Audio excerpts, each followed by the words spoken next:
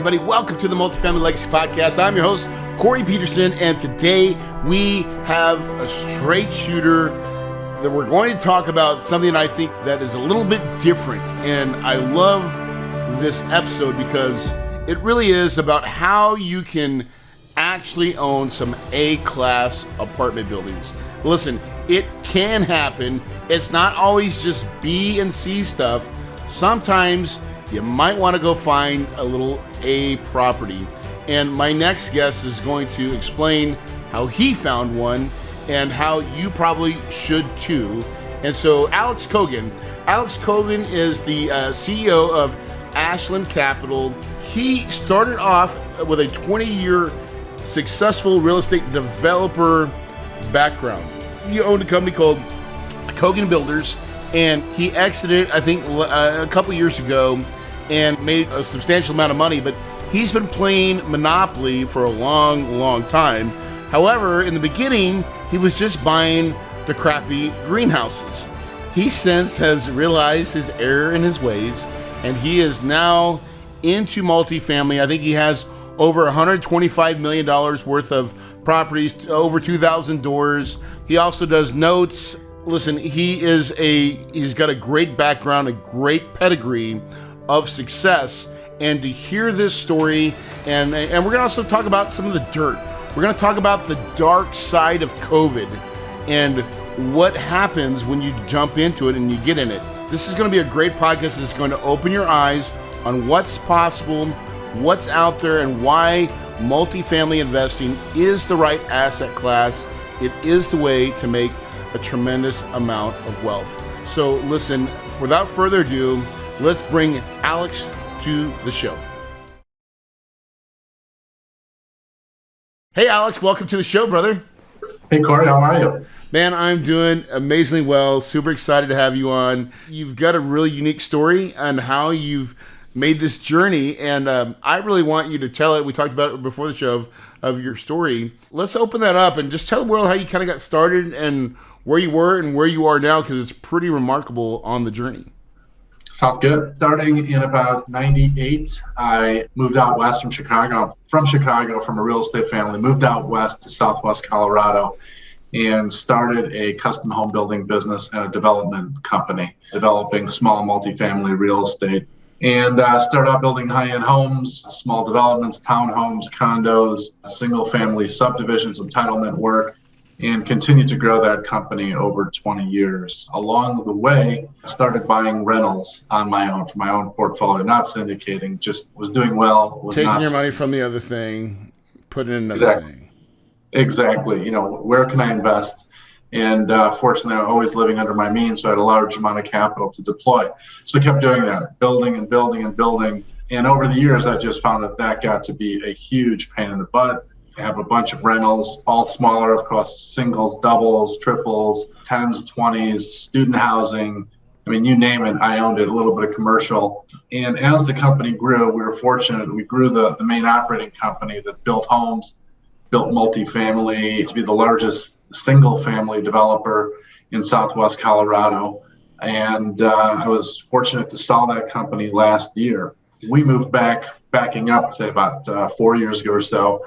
We decided to move back to Chicago. And at that time, I really started pivoting into multifamily, and I had a great team running my business. So I did, the typical, scaled up and started buying 100 plus apartment complexes around the country. Realized it was more scalable. It was less geographically dependent. I could live in Chicago, didn't have to be in Colorado. So that was really the journey and where that started. So divested all of my single family, smaller assets, started buying up larger assets, sold my company last year, and have been focused in multifamily. That's sugarcoat, and that's the fast version. But gosh damn, Alix, that's pretty cool. Like, to see what you did, like you started, you got into developing the single family space, high-end homes, and that was your primary thing. That was your main thing. And you went on a journey on the single family side. And this is where I think a lot of people that are listening to this podcast, that's happened to them too, is because that's where we think we're supposed to go. And you realize shortly, pretty quickly, that this is kind of a mess. And you weren't even focused. You had like single family, commercial, a little this, a little student housing, which we all fight because we start playing the game. We're like dabbling because your main thing's your main thing. This was supposed to be the side hustle to kind of whatever. And when it's not focused, it's not organized either, right? Absolutely. I think that was probably the biggest mistake I made, that even though it was a side hustle when it started with one rental, had I really thought about where I wanted to go and how I wanted to scale eventually, I would have just started with small multifamily and then grew from there. But it's not something you think about. But if that's one thing I could reverse and go back, of course, I'd say, sure, you start small, but start small with the asset class that you think you want to scale and grow into. Yeah, it's interesting to hear what you just said too, as you're talking like this is way more, you found out really quickly that the multifamily side is way more scalable. Like you said it best, I'm living in Chicago, but I can buy anywhere. Absolutely. I think that's one of the big pluses of the multifamily side. And as you start to scale now, so you're up to like how many, like 100? With the closing that we have coming up in a few weeks, an asset in Des Moines, Iowa, we will be about 125 million under management. So we're relatively small, but we are growing and excited about scaling the business even further. We don't want to be a $2 billion company, but we have some ambition to grow and have a nice boutique company. Yeah, and that's the beauty of the business, right? And listen, for a lot of people saying 125, like my portfolio is only 95. So, but it does me just fine because I'm not, again, trying to make everybody else look at, as long as I'm happy and I'm living my best life, who cares, right? Exactly. So, because it is a journey, right? And you're on this journey now, and you talked about that property. We were talking before the show that this is a unique deal, and this is what I want everybody to hear, is you're about ready to close on a deal that's not your typical BC class kind of value add opportunity. You're buying an A-class property, right? Yeah, absolutely. It was really unique the way we found it. I mean, to be honest, it was a random occurrence. I've got a neighbor who's also in the business, and he focuses on A-class. And we were talking one day, and he told me about the opportunity. We've been talking for the last year, comparing war stories with our respective businesses because they're so different. Long story short, he told me about an opportunity, asked me if I wanted to partner on it. And when I looked at it, which is an A-class 2017 built in Des Moines, Iowa, I said, generally, I'm not crazy about A-class in this environment because A-class are suffering high rents in urban areas with people moving out of urban areas, financial softness in the market. It's an area that's seeing a lot of concessions, and I think it's an area that has some risk. So Traditionally, I would never look at A-class in urban areas. However, when I looked at this opportunity, it was, additionally, I will say A-class generally has lower return profile because of the risk, because it's a new asset and institutional money is generally chasing those deals. Yeah, that's usually who you're competing with, and it's hard to even win with institutional money. Exactly. I mean, they're coupon clippers, and our investor base, typically is looking for that 8% cash on cash, mid-teen IRR. I didn't think I could get there with A-class. So when we looked at this opportunity, 2017 built, it met all those returns at our normal C and B value add, but it was de-risked, and it was de-risked by several elements, which I was just flabbergasted. Number one, the rent to income ratio was really unique here. A-class 2-bedroom apartment is going for about $1,250, $1,300 a month, but the average household income is north of $100,000. Wow. So if you look at that dynamic, you say to yourself, that's very interesting. That's a really affordable Midwestern town that's growing, has tremendous population growth, tremendous job growth. Yeah. And so you're making $100,000, but you're paying $1,200-$1,300 a month for rent. That's an asset class in that town that could sustain any kind of economic softness. Well, maybe not a 2008. I mean, we'll knock on wood, but yes, that has a great story. Yeah. I mean, candidly, that has more downside protection than typical C and B value add because there's no heavy lift. It's a demographic that has a lot of money in the bank. So we couldn't pass it up. And so we're under contract. We oversubscribed for the opportunity in a week, raised $6.8 million, and we're getting ready to close in a few weeks. That's exciting. What was the purchase price? $26 million is the purchase price. It's a loan assumption. which was another, element that not everybody wants to do a loan assumption. But the asset actually came on the market a year ago. Sellers wanted a lot more. My partner passed on it, kept in touch with them. A year later, we're buying it off market, in essence, because they didn't trade when it was on market. Beautiful. That is the example of a needle in the haystack, right? Because you never know where these deals are going to come and how they're going to come, but staying persistent and not just saying no to the opportunity, even though A-class is not our buy box, but maybe it is if it's the right price. Absolutely. With 130 a door unit cost to buy a 2017 build, it's just such a great basis to be all in for A-class that's fully amenitized. So for me, there's several things I learned through this experience. Number one is to follow the trail of the deal. Not all deals trade. So if you keep, the overpriced deals may quickly become priced at the right price a year later, 6 months later, when these guys don't trade. So, I think I've learned to revisit those deals, and I think that's a great strategy to keep talking to the broker or seller direct. A lot of these sellers, if the broker can't trade it, they sort of forget the broker's name. And amnesia happens quickly, huh? And that's when you can get in touch with the seller direct and say, hey, I looked at your asset a year ago. I noticed it hasn't traded. Let's talk. And you find that, and that's an acceptable, like, they're probably a little bit more ready to have a real live conversation with a potential buyer. Hey, we were interested in it back then, but it just didn't financially make sense. And they know this. Alex, you know this. This is what brokers do.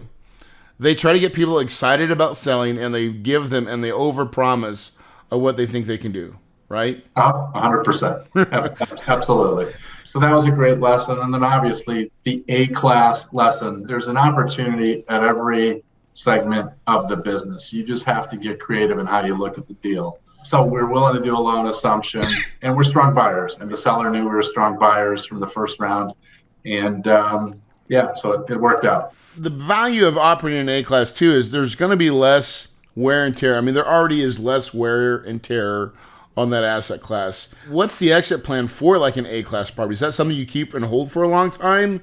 Or is it something that you do your normal business plan? Like, what does that look like? Yeah, well, the good news is, we're doing a loan assumption, so there's going to be 10 years left. Our business plan is to exit in about 7 years. Yeah. And part of that is the prepayment penalty in 7 years won't be that bad. So we can exit, still make our returns. It's the type of asset that come 7 years, if it's continuing to do well and we see no reason to sell, we'll keep it. If we think we're at the top of that market, then of course we can always sell. So we have flexibility on the exit. And as you say, with a newer asset, we're not at risk with a bunch of CapEx that's going to be needed 7 years from now. I get asked this question a lot, and I want to hear your opinion on it too. People say, well, Corey, why do you sell a cash flowing asset, right? Like if you got something, a newer asset like that, why would you ever sell it? I want to hear your reason why. Yeah.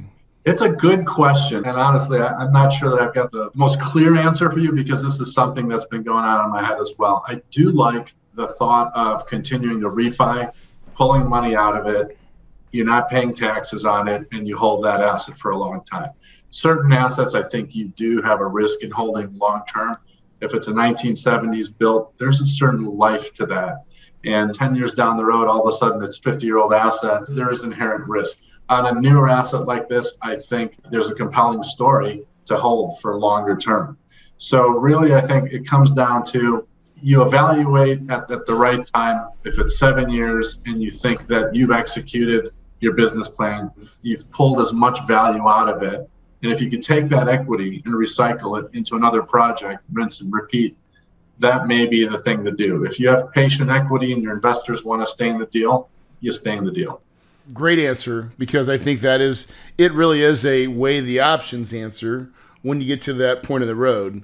And this is where I think a lot of investors, or a lot of people that listen to this podcast, maybe don't understand, but I really want to peg this point, is you sell assets that even though they cash flow and they're newer, because if you can sell it at the right price, the right cap rate in that market, and you, like you said, you've already juiced everything that you can juice. You've done a lot of the capital improvements. You've executed your business plan.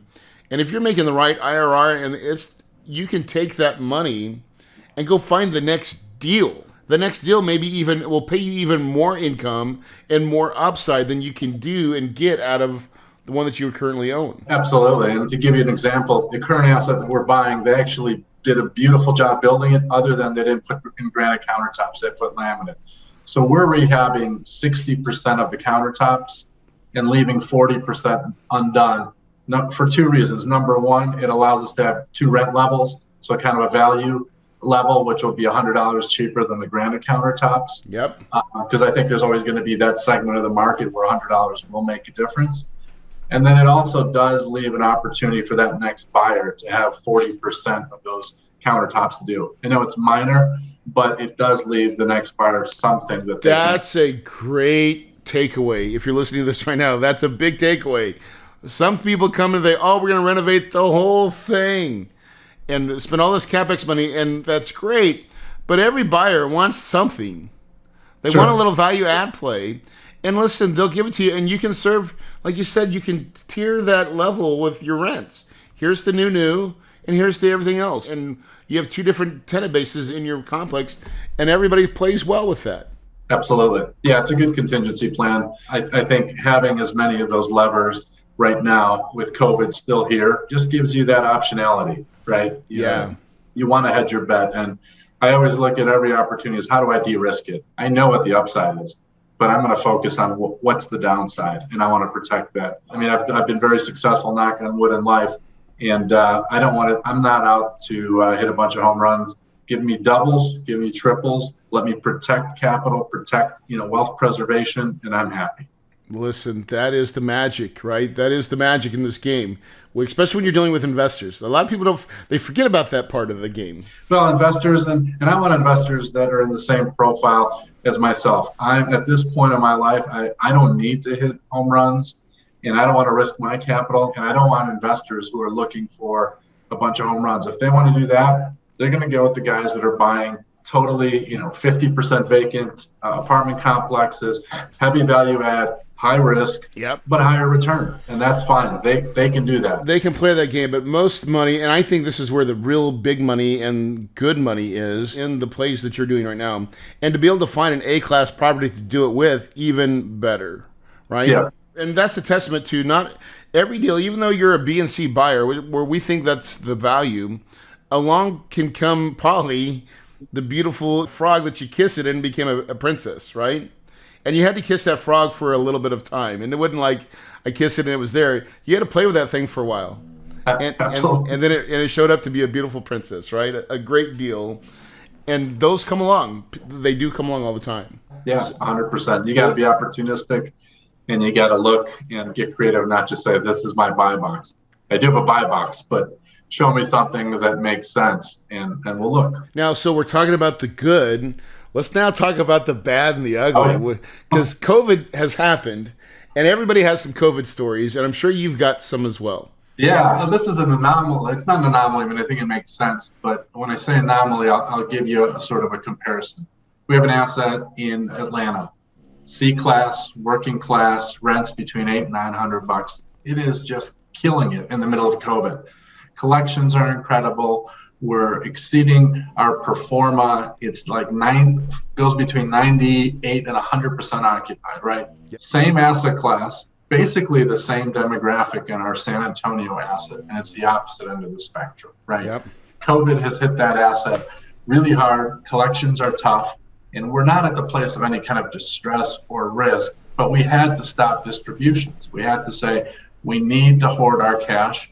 We need to make sure we can weather this entire storm. And it's a tougher go, right? It's very difficult to say to your investors, hey guys, I don't think we're going to do distributions this quarter, right? Fortunately, our investor base is pretty sophisticated. They run businesses. A lot of them are real estate guys. They get it. They're saying, Alex, thank you. Do not distribute, because I don't want you guys to have your coffers so thin that we are at risk. So that's the other end of it. So I'm scratching my head. Why is the Atlanta asset doing so well, and why is San Antonio not? And I think it comes down to specific employer-based, specific demographic. Yes, it really does. It's about the jobs that are in that real microeconomy of where your asset's located. I believe that wholeheartedly, because I have the same thing. I have a property in Yuma that's crushing. Like during COVID, it's like, what COVID? 100% all the way through, and we're getting amazing rent bumps.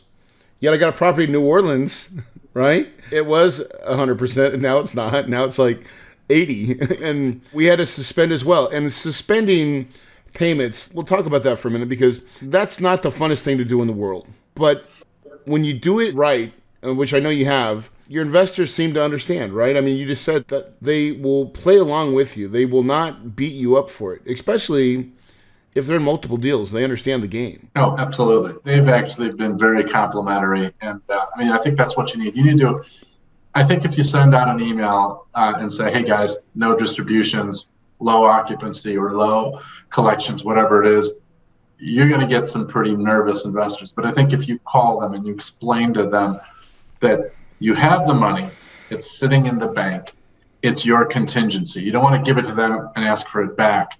And you explain to them why you want that money sitting in the account, just to make sure you can meet your debt service.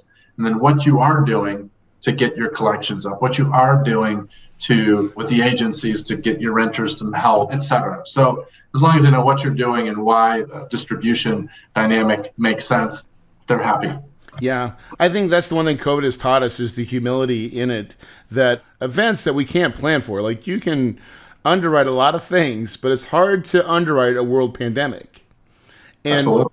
Investors are smart. What I believe, Alex, is every investor, regardless of the deal, they believed in you first, right? Yes. And what you're saying is the communication along the way matters. Absolutely.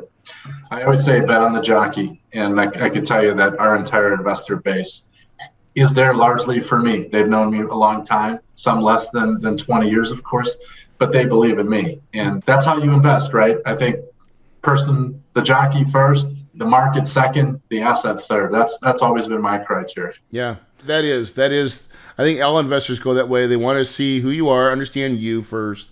Then they'll understand, like, who knows about, like, what do your other investors say about you if they're new, right? Give me some of those. Let me talk to them, and then let me understand the deal. And along the deal, like, I think this is part of the other part of when you're even talking about the deal. This is what I've learned from it now, is I'm even more disclosure along the way, saying, hey, listen, this is what we think is going to happen, but we never know. There could be another COVID, right? I've been doing a Where's Waldo, right? Like, there's a Waldo at every property. We just don't know where it's at. Yeah. You know, and the goal is to try to find it. And sometimes we find these things, they show up, and then we have to make some course corrections. Absolutely. Yeah. If we can get through 2008, 9, we can get through the pandemic. We can get through anything now, right? Hey, man, like, listen, we are built tough. So as you're playing the Monopoly game and you're playing with the red houses, what motivates you now? Because you've had a fair amount of success both in the single family world and now you've transitioned to the multifamily world. What's your drive, Alex? What keeps you moving forward? That's a great question, Corey. For me, I'm 51 and I've had a lot of success. Unfortunately, I don't have to work, but I want to work. Number one, I don't have enough hobbies that would keep me busy. You know, I love to feel productive. So that's probably one of my biggest motivators. Number two, I went from running a pretty big company with a lot of employees, very dynamic and chaotic, but also rewarding life because you make a difference in your employees' lives and their families. And that to me felt great. So while I never want to go back to something that big and being responsible for that many people, I love the fact that I can make an impact on a small team, which is what we have, and then make an impact on my investors' lives, which feels great because I wish I had somebody who was a good steward of my money 20 years ago when I first started. They would have said, stay away from that rental, stay away from that rental. You don't want to do that. Here's what you want to do. I'd like to have the ability to give back and have some philanthropy in my life and make enough money so I could give it away and help people, both with money and time. Dude, that's where it's at. That is the commodity I think that we're all looking for, is the time aspect more than ever, right? We can all make money, but not everybody has the time piece of it, right? And Sure. Once you learn that piece and how valuable it is, it becomes the real, like that's the real. Time to couple with some money usually equals amazing things that can come out of it. Whether it's charity, like you just said, giving back, helping others, right? Yeah, absolutely. So as kind of a roadmap to give people that are listening a little bit of hope, or like your best advice. What would you give new people that are starting in this business? What would you say to them? Partner up with someone. I think you don't want to just go out there blind. I think and partner carefully, I would say. There's a lot of guys who are not committed, and you don't have to be doing this full time to be committed, right? That's a preference. I'm full time, and I want my partners at it full time. But if there's someone who's done more than you and who knows more than you, partner up with someone, learn the process, and then go do your own thing. I think there's a lot of people that are diving in too soon, too quick, with rose-colored glasses, with the tailwinds of this amazing market we have all enjoyed. And they're taking that ride, and I think it's a dangerous ride that could come crashing. Those are all the deals that we're going to buy in the future, Alex. Yeah, 100%, man. Thank God for him. On this podcast, we're not part of that trend, okay? Because that's what's happened. I'm telling you. For the last 2 or 3 years, in the single-family world, everybody talks about, I'm going into multis. And they probably go in there a little too fast, not with the right team, with partners that they don't really know, undercapitalized, on a wing on a prayer. And not to pick on the single family fix and flippers, but I see these offering memorandums from fix and flipper guys, and they're taking that very simplistic model of, I could buy a house for X, I can put X or Y into the rehab, and I could sell it for this. And it's almost like they've just added a few more layers to that model and that mindset from single family flips to multifamily. And I'm like, you have so much of the information and the analysis missing. And to your point, that's where you get in trouble. And so find the right partner. That's the weeds. And by finding that seasoned veteran that's been an operator, not just the guy that's just like, we lassoed one. It's really, because that is where the money's made, Alex, right? Is in your operations, and you're taking what you thought and how you envisioned your project and bringing it to fruition. Yeah. When you are considering partnering with a guy, ask him about the boring stuff and see if he knows and is interested and can speak to the boring stuff about our business, like master internet contracts and all the minutia and decisions we have to go through on a daily basis working with our property managers. If they know all that granular stuff, and that's the guy you want to learn from, not the guy that says, it's all great. Yeah, we're fine. Yeah. 506C, let's go. Great point. All right, so last piece of advice. I like books read. Like any books that you're reading right now that you would love to share, or something that had an impact recently? Oh, man. I should have been better prepared for that or question. Or best book, right? So I know I got you, but... Yeah. Oh my God. This is bad. I'm reading it, but I cannot remember the name of it, but I'll email it to you. Okay, perfect. Which will be of no benefit. We'll put it in the show notes. I'll get it on the show notes. I was part of Dan Sullivan's coaching group, Strategic Coach in Toronto, and it's one of his books, but I can't think of the title, but I'll basically give you the premise, which is really cool. Okay. And I think it's something to think about. And that is, a lot of people think that, hey, I'm the propensity, I have the skill set, to do finance, or I'm good at with my hands and blah, blah, blah. And it really talks about that's what you get inside your head and you put yourself in a box. You may be good at that, but it's all about that thought process of, look, if you are that construction guy, but you want to be a financial engineer, right? You have to start acting like that financial engineer. And then all of a sudden you can become that financial. I mean, I'm using, simplistic examples, but that's the point. You got to emulate what you want to become, right? Yes, basically, yeah. Yeah. Introvert, extrovert. You can start acting like that extrovert, and you will become that extrovert. Yeah. Sometimes you have to put on the face and mask to do it, but you can do it consistently, and then you learn how to become that, and then you are that, and that's who you are. Exactly. And you have that muscle memory that says, "Oh yeah, I can do this. I can be that guy." Yeah, before you started raising money, you had to act like you could, right? At least that's what happened to me. I had to tell myself daily that I was a money magnet, and money would show up even when I was broke. And lo and behold, I eventually it became true. So your dreams do become true. Your thoughts are so important, right? I'll end it with this, and thanks again oh wait, before we start and end, how do people get a hold of you, or how do they find what you're doing and be a part of what your stuff? Yeah, so the name of the company is ashlandcapitalfund.com. Go to our website, email me. I'm Alix with an I, ALIX at ashlandcapitalfund.com. Awesome. Thank you for sharing your wisdom and your insight. I loved how you kind of constructed this asset class that normally we'd never look at as investors, but the way you came about it is so refreshing. And to say that, listen, leave no stone unturned, right? Always look, always be a student, open the doors to opportunities. Some things come, some things you have to repel, but the job is to sift through the stuff and find the needles in the haystack. I think you've been a good purveyor of that, right? Agreed. So thanks. Yeah, thanks for that. And then also, guys, listen, the other part of what he just said, that last part, I think is powerful because it really resonates with everything I do on this podcast, which starts with belief, right? What you believe, more importantly, what you know and what you think, it's what you believe that will drive and consume and make you millions. Guys, if you believe it, you can achieve it, and your paradise is possible.